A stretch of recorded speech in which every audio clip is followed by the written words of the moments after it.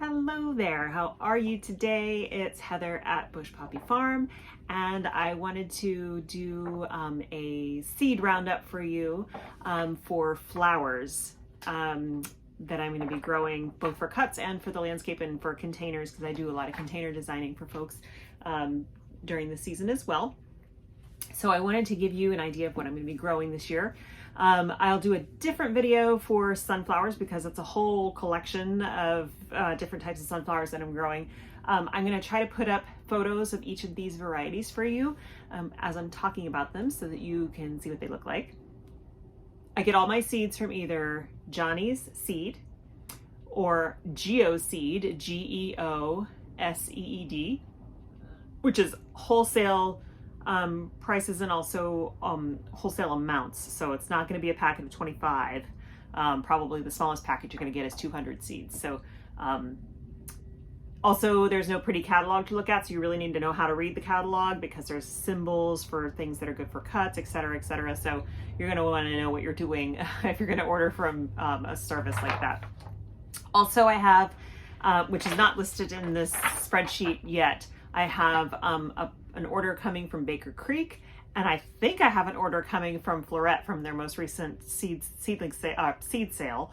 Not too many because I have a lot of seeds still saved over from last year, but as usual I couldn't help myself and I had to buy some more. Plus I wanted to expand on some of the types of flowers that I've been growing and get new varieties of those. So with that being said, the first thing I'll talk about is ageratum. This is going to be my first year growing ageratum. Timeless Mix is the one that I already have, and then I have another variety called Red Flint that's coming from Baker Creek. And when that Baker Creek order comes in, I'll do a short video of what I ordered because there's both vegetables in it as well as flowers.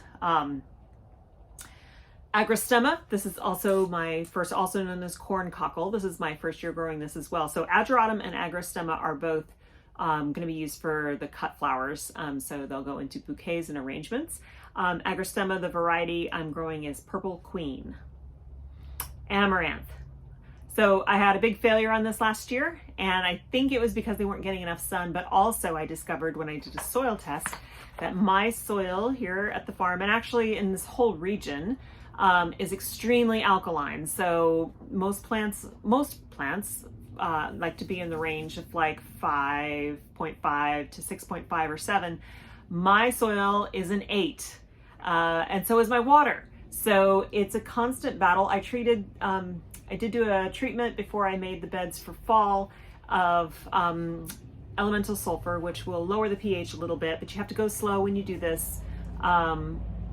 And we'll see if that helps. So anyway, that's kind of an aside, but Amaranth, I'm really looking forward to growing. So I have a whole section set out just for Amaranth, and it's going to be along a fence line.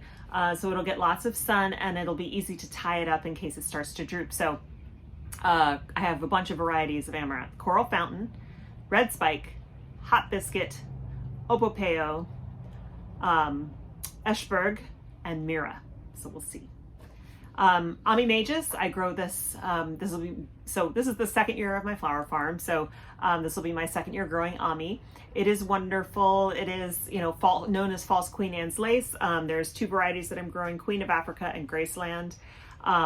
It's a wonderful filler, and it works great in lots of different stages of the flowering process, including the seed pod at the end. So it's pretty awesome. Also extremely easy to collect seed from. So I actually did not buy seed this year. I just saved it from last year's production. New one that I'm growing this year also for cuts is Amobium Winged Everlasting. So I will be using this one mostly dried, although I'll probably use it fresh as well. I'm trying to grow more stuff for dried flowers because I would like to extend the season a bit and do dried flower wreaths and stuff like that for the fall and winter months. Aquilegia Columbine, that's also known as Columbine. These I'm not putting into bouquets, but they are going into the landscape, and they're also going to be offered for sale because here in my zone, again, zone 9B, in Northern California, they are perennials. So I'm growing two varieties, Coral and Pink Petticoat. Artemisia annua, or Sweet Annie. This is my first time growing it. I love, love, love this filler. It is beautiful, it is prolific, and it smells wonderful. So I'm really looking forward to growing that this year. Asters, these are also new to me to grow, especially from seed. So this year's series, Bonita and Daylight series, Matsumoto Apricot, which I just started some soil blocks for, Tower Custom Mix, and then one type of aster that's going to be in the Baker Creek box is Semen Yanina. So I'm looking forward to that.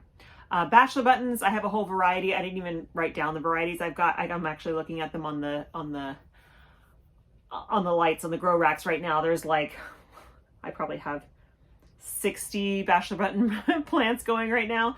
And they are, I think they're mostly a mix, but they're really prolific. So I don't need that many Bachelor Buttons. I'm sure I'm going to be giving away a lot of these seedlings. They're about 4 inches tall now. So they're good size. They're actually ready to go out in the garden, but I am still dealing with, rodent issues out there. And so I just treated the area again. I've been using peppermint oil, which apparently rodents do not like. And now I treated it with a new product, or not, it's new to me, from Bonide called Repels All. So basically it's a granulated product. All it is, what do they call it? Putrefied egg, garlic, and black pepper, I believe.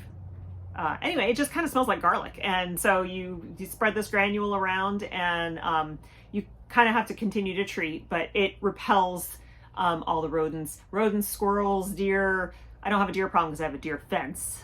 We have plenty of deer around here, but they can't get in. Rabbits, all kinds of animals. It's got a huge selection of animals on the front, the skunks, etc. So, oh, by the way, we have skunks. We have actually a little family of skunks we think is living under our garage, which is a deep crawl space. So I knew they were part of the badger family, and they can be like gruff and aggressive, even though they're super cute looking. But they also eat small rodents and stuff. So it's not necessarily a bad thing that we have skunks around, even though things smell kind of skunky in my bedroom, which is right next to the garage. But if I can't have snakes, I'll be happy with skunks and hawks and owls. So to keep the rodent population down. So that's good news. So that was Bachelor Buttons. Basil. I grow basil as an herb, obviously for eating, and I sell basil in my seedling sales in the spring, but I also grow it as a filler for bouquets. And so that is lemon basil, cinnamon basil, and another one called Amaretto. So I will be starting those pretty soon. So I'll also have, I just noticed the line item for beans. I will be doing another video on the seeds that I'm starting for the seedling sale, which is like all the tomatoes and peppers and greens and, all the vegetable starts and all that kind of stuff. So I'll do a different, this particular video is just gonna be for flowers. Calendula. So I like growing these. They produce a whole lot of stems. But the stems are on the shorter side and they're really sticky, like tacky sticky.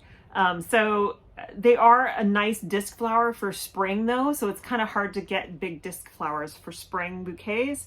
So I'm going to continue to grow them this year. Cantaloupe and Ivory Princess are the two varieties I'm growing. I really like Ivory Princess. It's really pretty. But these will continue to produce for me throughout the summer as well, but they will no longer be in the beds because I only have 3 beds that are 3 feet wide and 50 feet long. And so I have to constantly rotate what I'm growing. So right now there are spring blooming things out there. The seedlings that I have here in the greenhouse that are going to be growing for spring will go out there as well in some of the empty space that I have and some of the space that got decimated by rodents.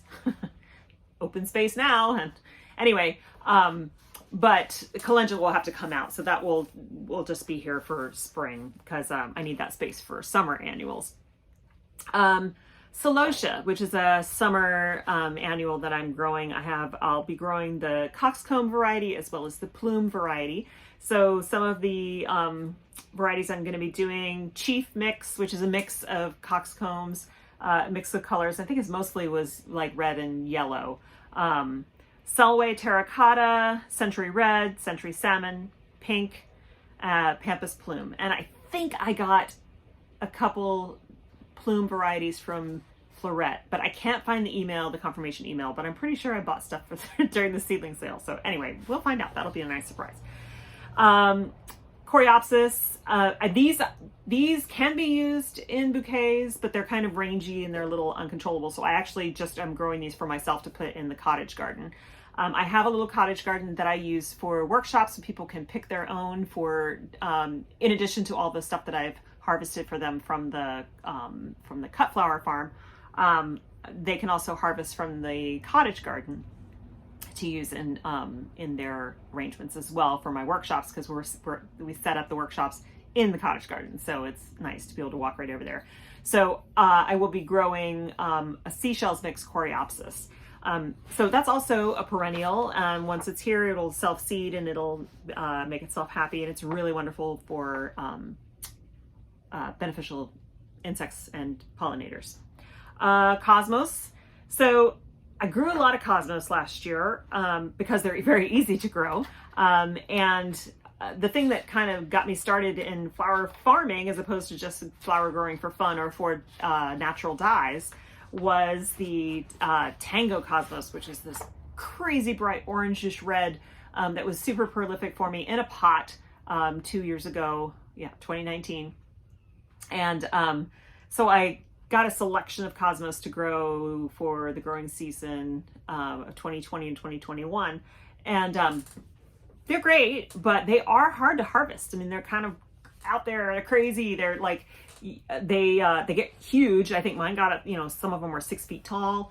But I got a lot of flowers off of them, but they don't last a super long time in the vase. So you really have to pick them when they are like still kind of in this bud stage.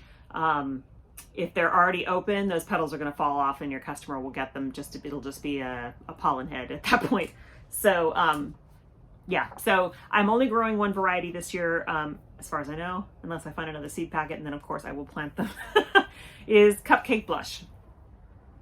Also growing Craspedia again this year. Craspedia, I didn't get them started in time last year, so I only had it wasn't super prolific for me, but they're really cool. They're also called Billy Balls. They're little, and this variety is Sunball. They're just a little yellow ping pong ball on top of a stem, but they're really cool things to include in bouquets. Coming up in the early fall, so I think I'll start these probably in August, but I'm going to be growing cut flower kale because this is so great for containers for the fall, and they last all winter. So they're decorative kales, crane red and crane white. So pretty. I have the crane red right now that I put in the container in October, and it still looks gorgeous, and it's kept growing up. So I'll be growing those for containers for myself and for others. Dahlias, I'm going to do a whole other video on dahlias because I have a whole bunch of varieties that I'm going to be planting permanently in a perennialized bed. And I just today started laying them out in color because I want them to be from the whitest all the way down to the darkest because they're going to be there permanently. So I'll go over that in a separate video because dahlias is a whole other animal. Daucus, which is part of the carrot family, chocolate lace flower. I love this flower for cuts. It's so beautiful. It is a lot like Queen Anne's lace. You get a big flat disc full of hundreds of flowers. And this one starts off like greenish, light white, but it fades as it grows, as it like opens up more. It becomes this like dark purple color. It is so beautiful. I love them. And again, they're great even in the seed pod stage as well. Okay, so that was Daucus. Delphiniums, not great so much for bouquets and stuff, but I do like them for containers, and I like them in the cottage garden because they're great for arrangements. So I'm growing Butterfly Blue, yeah, so my students will have access to those. But I won't be putting those into bouquets for my CSA members. Dianthus, I'm growing sweet black cherry. I actually have some in a seed tray over here started the other day. Digitalis or Foxglove. I have a lot of these already in the cottage garden, but Foxglove are biennials, and even though they self-seed readily, not all of them take, obviously, and so I start new ones every late summer and plant them out as little starts in the fall, and then over the winter they just kind of sit there, and then in the early spring they take off. And I actually have some that are already blooming. They're kind of short right now because it's cold, but last year our foxgloves, some of them got up to 5 and 6 feet tall, so they went nuts. So those are really fun for arrangements, and they're quintessential cottage garden flowers, and I know that my students will love putting those in arrangements for workshops. So the varieties for Digitalis: Apricot Beauty, the Banana Mix, and Snow Thimble. I'm still planting Dusty Miller. I have wonderful plants out there already that I think have wintered over just fine and are still going to provide me lots of cuts. But I always start new just in case something rots and you got to get rid of it. So I have two varieties, the New Look and the Silver Dust. And actually those are also on these shelves in Soil Blocks, little tiny seedlings right now. Feverfew. This is my first year growing Feverfew. I love Feverfew. It's super prolific. And I have, and actually it seems like nothing wants to eat it either, because that's one of the few things that survived the rodent disaster out in the cut flower farm. The plants look beautiful right now. The varieties I'm growing are Magic Single, Magic Lime Green, Snowball, and Terra White. So I'm super excited about these. They're so pretty in spring bouquets, especially. It'll be great. Gomphrena. So Gomphrena are great they're great in bouquets, but they're also really great dried, and that's actually one of the reasons I'm growing these. And I have a mix, so it's got like a purple, a pink, and a red, and a white in it. So yeah, so those will go in. Those are a summer annual. They're pretty productive. This past year I didn't have a huge amount of luck with them, only because I think they were being shaded out by some taller stuff around them. So I've put them in a different location on my farm plan for summer. So we'll see. That should help a little bit. Okay, grasses. I grow a lot of these. They are wonderful fillers. They're easy to grow. Bunny Tails is one of my favorites. It's literally like the fuzziest, softest little tail on the end. A lot of people have trouble with these, getting them to grow tall. I got super lucky, and mine are a good 3 feet tall. So wonderful stems on these, and they dry beautifully too. So I'll be growing Bunny Tails. I'll be growing new to me Sprinkle, Red Jewel, Green Drops, which I've already grown. I love that one too. Highlander, which I also grew. Feathertop, and another customer favorite this past year was Frosted Explosion. This has been in the industry for a couple of years now, and it's been a big favorite. Like, people love them. They look like fireworks in your bouquets. It's amazing.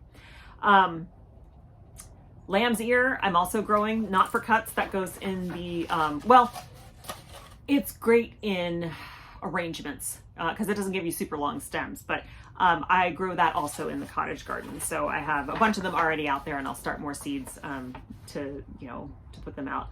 Lamium is another landscape plant that I'm growing, and also for containers. I actually have those. I'm not growing those from seed. I actually have those coming in liners. Orchid Frost and White Nancy are the two varieties. Marigolds. Not a huge fan of marigolds. It's not the smell. That doesn't bother me at all. But I had a hard time getting long enough stems last year. I mean, the heads were really nice, but I had a hard time getting long enough stems. So not so sure about using them for bouquets, but maybe they'll be better for arrangements. I'm actually not giving them bed space this year in the cut flower farm. They're going to go in the cottage garden. I have two varieties, Crackerjack and Lemon Drop.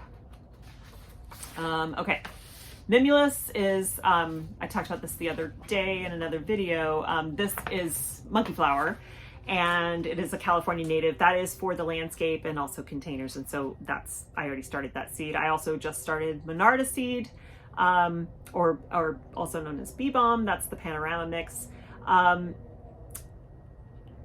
The Nasturtiums. So you might think I'm crazy because I'm going to grow a bunch of varieties, but I love nasturtium. Number one, they're edible. Number two, they're super cute and pretty. Number three, they're kind of vining. They can do really interesting things in arrangements, and they come in a huge array of colors. And so, and you can get some that have green foliage or some that have green and white swirled foliage. They're so cool. I love them. And the seeds are huge, so they're super easy to plant, and they're easy to collect the seed from, because as soon as the flower falls off, then you have the seed. They reseed themselves wonderfully, and yeah, I can't say enough good things about nasturtium. So varieties I'm getting this year: Alaska mix, Jewel mix, Amazon Jewel, Aloha mix, Baby Rose, Alaska raspberry, banana cream, Black Velvet, I'm really excited about that one, Double Delight Cream, and Copper Wing, and I'm really excited about that last one too. So those will be awesome. Nigella, or what we also know it as Love in a Mist, is kind of like the common name for it. I am currently growing those. I direct seeded in the garden this year in the cut flower farm, and the rodents didn't bother those either. It's so exciting because they look beautiful. The direct seeded lines, I'm so happy. Miss Jekyll and Moody Blues are the two varieties that I'm growing out there right now. So those will be fun. They're great because, again, the flowers are pretty, the seed pods are pretty. You can harvest them at lots of different stages, and they dry well. Orlea is another filler flower. It's just a little white lace cap flower. White finch and white lace are the two varieties I'm growing. Last year I had a hard time getting really good stem length on them, so we'll see if maybe acidifying the soil a little bit makes a difference. Let's see. Breadseed poppies, frosted salmon, lilac peony, pink peony, and white frills. And then Iceland poppies, champagne bubbles, white, pastel meadows, and sherbet. I have an experiment going. I direct seeded a bunch of breadseed poppies in the cottage garden, but I also started some in soil blocks. Now, poppies don't really like to have their roots disturbed, so they don't really want to be transplanted, but I have not once been able, well, I take that back. I was able to get giant poppy pod poppies to grow from direct seed, but only a few of them. So I am hoping that some of the ones that I put in soil blocks will be okay with the being transplanted, because you don't really have to disturb the roots. It's the soil block. You just directly pop it in the soil. So we'll see. Ranunculus. These are already out in the cut flower farm. A lot of them got decimated by rodents. Basically, they ate them down to nubs. Some of them are still there. Like, I have like a whole row. The whole eastern side of the bed is okay, and then the middle of the bed, that row is so-so, but the one on the western side is like, I don't know if they're gonna make it because they don't have enough leaves to photosynthesize, which is a real bummer because ranunculus corms are not cheap. But the varieties that I have out there are Tecolote Salmon, Cafe, and Pastel. And then the ones I got from the Flower Hat are Bonbon, Juliet, and Orange. So let's keep our fingers crossed that I get some production. I actually also put a bunch of corms in some of my containers out here, and those are fine because none of the rodents found those. So it might be the case that I only have half of the production that I had hoped, but I guess some is better than none. Rudbeckia. I started these from seed. I had a really hard time getting them to germinate last year to fall plant. And so I didn't have, like, I had a bunch of really strong plants, but not very many stems, hardly any stems at all. And so at the end of the season, at the end of 2021 season, so like in October, I pulled out a handful of them, of the different varieties I had planted, and I put them in a giant wine barrel containers. So those have still been producing all winter. I have Prairie Sunset, I have Irish Eyes, and Black Cherry. they're still throwing out flowers, even though we've had temperatures in the 20s. So they seem to be happy in those containers. I did put a few in the cut flower garden. It's just a very small section, and that section is going to be dedicated as the perennial dahlia bed. So they're only going to be there for a little while, but they already have buds on them, and the stems seem to be a little bit longer than they were last year. So I don't know, we'll see. Basically that was just a way to put something in the soil while that sat empty of dahlias. I'm not going to talk too much about the Scabiosa because that is a fall planted annual. I have some out there right now, but they got decimated also by the rodents, and so that was the Cut Bright formula mix that's out there. So I had extra seeds of Fire King and Black Knight Scabiosa, so I have those seedlings on the racks here, and I will transplant those out in a couple of weeks, and we'll see. Scabby are really pretty. I like them a lot, but they are hard to harvest because they're super light. They get tangled up and everything, and it's one of those that like I could live without. So we'll see. I don't know if I will repeat this, if I'll grow them again. Not that they're bad, or maybe I'll just put them somewhere else on the landscape and just not use them for cuts. Snapdragons. This is my first year growing snaps. I had started a ton of different varieties from seed, and they were beautiful seedlings. Wonderful, beautiful. They got big like this, and I planted them all out, and they were growing. This is in the fall. I planted them out in November. They got big enough for me to pinch. I pinched them all, and then rodents came through and ate them down to nothing. There was just little stumps sticking out of the ground. I was devastated. I think I talked about this in another video. So I have restarted a bunch from seed, and I ordered plugs because I was worried about germination and the fact that it's really cold now, even in the greenhouse where I keep it around 50. I was like, it's just harder to get things to grow right now. So I ordered plugs as well. And I will put those in when they arrive in February. And hopefully all of the deterrents I've been laying around will keep those new plugs, new seedlings safe. But this is what I have coming. So growing.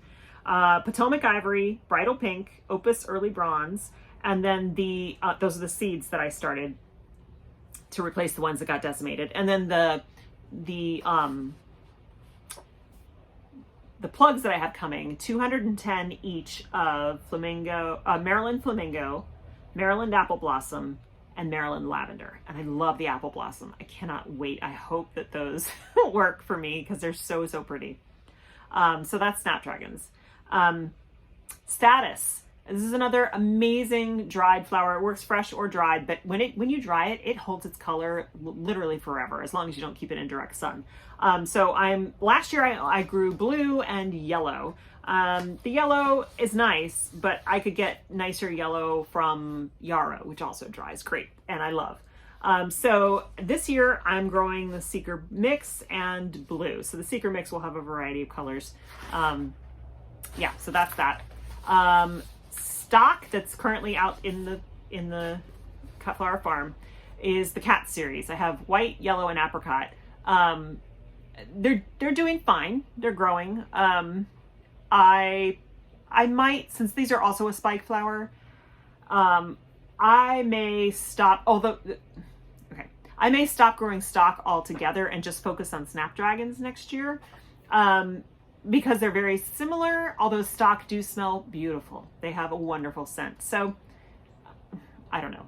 The thing about Snapdragons is they're cut and come again, and stock is a one and done, right? So, I plant those really close together, like 4 inches apart, because you only get one stem, and then that's it.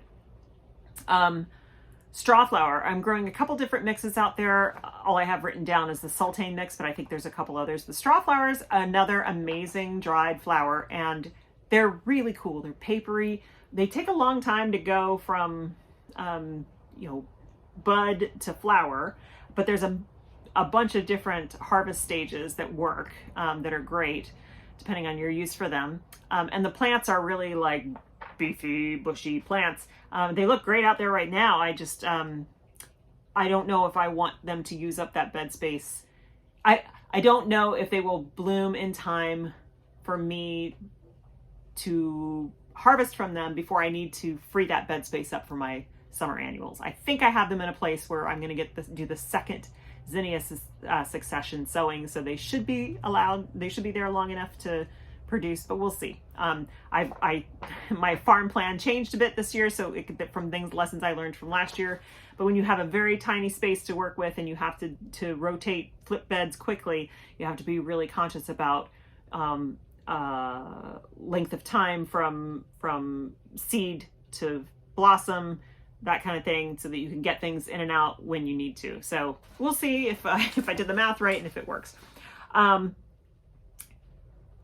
Sweet peas.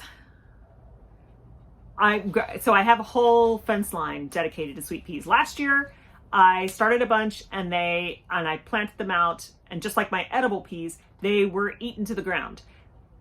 Probably by birds, because when I finally covered it with bird netting, they were able to grow and start attaching to the trellis. But in any case, I cannot direct sow my sweet peas because they don't make it.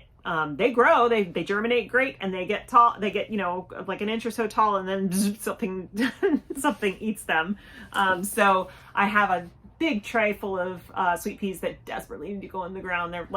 I've pinched them 3 times already. They're probably super root bound, but I'm going to plant them out, I think in the next week or so, and just pray that they don't get eaten.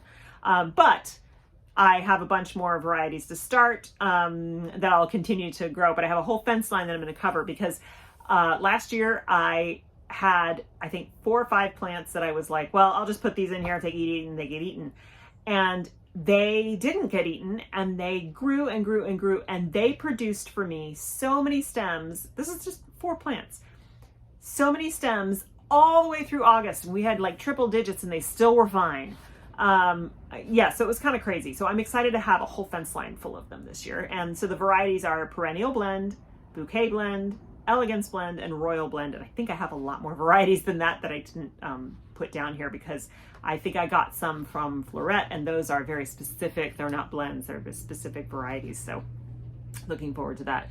And then violas, I have 3 varieties that I'm starting, again, not for cuts, but they are great in containers, and they also so they're going to be in the cottage garden, and they can be used in arrangements as well, like in vases and stuff. Helen Mount, Brushstrokes, and Antique Shades, and those are growing on the grow racks right now. Yarrow, these are perennialized. I have a perennial bed of yarrows, and a lot of these got decimated too by rodents out there. So I'm starting more from seed. I have the Colorado and Summer Pastels mixes, and those are already started. And then I have a marshmallow mix that I'm gonna plant as well. Those seeds haven't arrived yet. Now onto the zinnias, and this is just so I think I have 2 successions planned for zinnias. So I'll do a more like light colors for the early summer one, and I'll do like a more autumn colors for the second sowing, so that I have those colors in me. Because I remember last year in October, I had a friend who I was doing flowers, DIY flowers for her wedding, and most of the zinnias I had were like bright pink, and that is just not the vibe you're going for in October. So so I think I planned it a little bit better this time. So but as I read these to you, they're not in any specific order.